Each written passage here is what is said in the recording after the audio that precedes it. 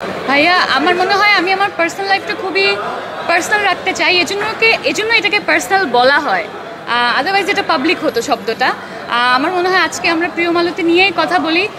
আর আমার লাইফে যদি আমি সুন্দর একটা স্টেপ নেই, তাহলে এটা অবশ্যই আপনারা সবসময় আমার পাশে ছিলেন, সবার আগে আপনারা জানবেন, অ্যান্ড সেটা খুব প্রাউডলি আপনাদেরকে জানাবো।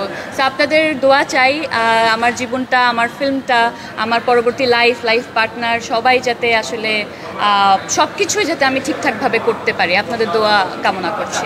অনেক স্মৃতি ভাইয়া, এই মুভির সাথে আমার প্রথম অনেক কিছু জড়িত।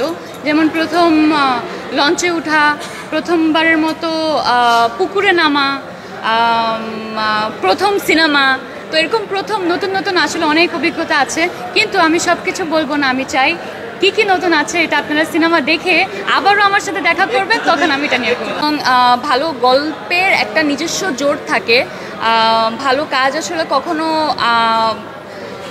আটকে থাকে না, একটু সময় লাগে হয়তো বা, কিন্তু মানুষের কাছে পৌঁছে যায়। তো আমরা আশা করছি, আমরা আশাবাদী।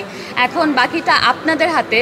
আপনারা দেখবেন, দেখে আপনাদের ভালো লাগা মন্দ লাগা জানাবেন, তাহলেই আসলে এটার এক ধরনের প্রচার হবে, আমাদের শেখার জায়গাটাও আসলে তৈরি হবে। তো আমি মনে করি আমি আসলে এই জিনিসটাকে পজিটিভলি ভাবতে চাচ্ছি। আমি আমার একটা সিনেমা নিয়ে রেড সি ইন্টারন্যাশনাল ফিল্ম ফেস্টিভ্যালে গিয়েছি। এটা আমার জন্য অনেক গর্বের একটা বিষয় ছিল। বাংলাদেশ থেকে একমাত্র একটা সিনেমা সিলেক্ট হয়েছিল, যেটা আমি ওখানে গিয়ে দেখাতে পেরেছি, এবং বারবার বাংলাদেশের নামটা উচ্চারণ করছিল তারা। তখনই আমার মনে হতো যাক, কোনো না কোনোভাবে আসলে আমাদের সিনেমাটা একটু করে এগিয়ে যাচ্ছে। So that is a great achievement for me, my career, and আমাদের সেই ফিল্মটা, তাছাড়া আমাদের সিনেমা ইন্ডাস্ট্রির জন্য। আর হ্যাঁ, Red Sea International Film Festival এখন অনেক বড় একটা ফেস্টিভ্যাল, এবং তারা পৃথিবীর সব জায়গা থেকে সব বড় বড় তারকা, ডিরেক্টর, স্ক্রিপ্ট রাইটার সবাইকে আসলে নিয়ে আসে, এক ছাদের নিচে নিয়ে আসে। তো এটা কালচার এক্সচেঞ্জ করার জন্য, আইডিয়া এক্সচেঞ্জ করার জন্য অনেক সুন্দর এবং ভালো একটা আয়োজন।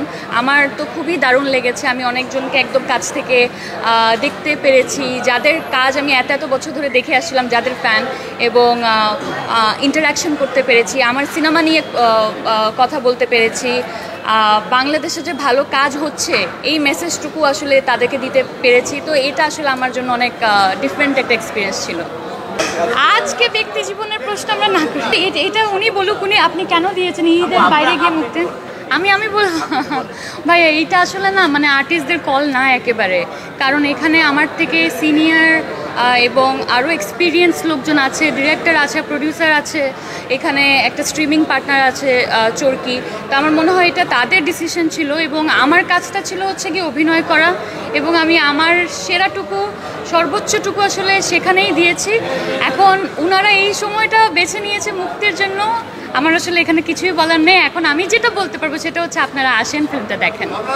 সেই জায়গা থেকে কি বলবো, যেমন প্রথমবারের মতো বরিশাল গিয়েছি, এবং খুবই ভালো লেগেছে। আগে কখনো বরিশাল যাওয়া হয় না, এবং শুটিং তো একেবারেই না, করা হয় নাই। এবং ওখানকার লোকজন এতই সাপোর্টিভ ছিল যে তাদেরকে আমরা আমাদের ফিল্মের মধ্যে নিয়ে এসেছি। তো আপনারা যখন ফিল্ম দেখবেন, তখন দেখবেন বরিশালের কিছু লোকজন, এবং তাদেরকে আমরা আর্টিস্টের একটা, মানে আর্টিস্ট হিসাবে প্রেজেন্ট করেছি, কিন্তু তারা একেবারে আর্টিস্ট না, ফার্স্ট টাইম ক্যামেরা ফেস করছে, but they are so natural. মনে হচ্ছে তারা একদম গল্পের সাথে মিশে গেছে, আর আমাদের চাইতেও বেশি ইমোশনাল এক্সপ্রেশন দিচ্ছে। তো এটা আমাদের জন্য আসলে খুবই একটা অবাক করা একটা বিষয় ছিল। বাট আমার মনে হয় I had a wonderful experience. এটা আমার জন্য একটা লার্নিং এক্সপিরিয়েন্স ছিল এই ফিল্মটা, এবং এই এক্সপিরিয়েন্স নিয়ে আমি পরবর্তীতে আরও কাজ করতে চাই। আগে আপনারা বলেন, প্রিয় মালতীর নাম কি আপনাদের পছন্দ হয়েছে? আচ্ছা। অনেক গুরুত্ব তো এটা মানে খুবই অবভিয়াস, আদারওয়াইজ আপনি এই প্রশ্নটাও করতেন না। সো আর এটা নামকরণ আমাদের প্রিয় মালতী রাখার পিছনে কারণ হচ্ছে ইটস আ স্টেটমেন্ট অ্যাকচুয়ালি, এবং এর চেয়ে বেশি আমি আসলে কিছু বলতে চাই না, কারণ পুরো মুভিটা দেখলে আসলে কেন নামটা প্রিয় মালতী এটা অডিয়েন্স আসলে রিয়েলাইজ করতে পারে। এখানে একটা কানেকশন আছে, এই কারণেই এই নামটা দেয়া। ডেফিনেটলি নাম তো আসলে আপনার ছবির এক ধরনের রিপ্রেজেন্টেশন, আপনার গল্পের এক ধরনের রিপ্রেজেন্টেশন, আপনি ছবিটা কী নিয়ে বানাচ্ছেন আপনার সাবজেক্ট ম্যাটারের এক ধরনের রিপ্রেজেন্টেশন। তো এটা খুবই গুরুত্বপূর্ণ একটা ম্যাটার। এবং আরেকটা বড় ব্যাপার হচ্ছে, যেহেতু প্রথমে আসলে নামটাই স্প্রেড হয় টুয়ার্ডস দ্য অডিয়েন্স, তো সেইখানে আসলে তো নামের সাথে অডিয়েন্সকে আসলে এক ধরনের কানেকশনস যাতে অডিয়েন্স পায়, সেটাও একটা গুরুত্বপূর্ণ ব্যাপার। তো সব কিছু মাথায় রেখেই আমাদের আসলে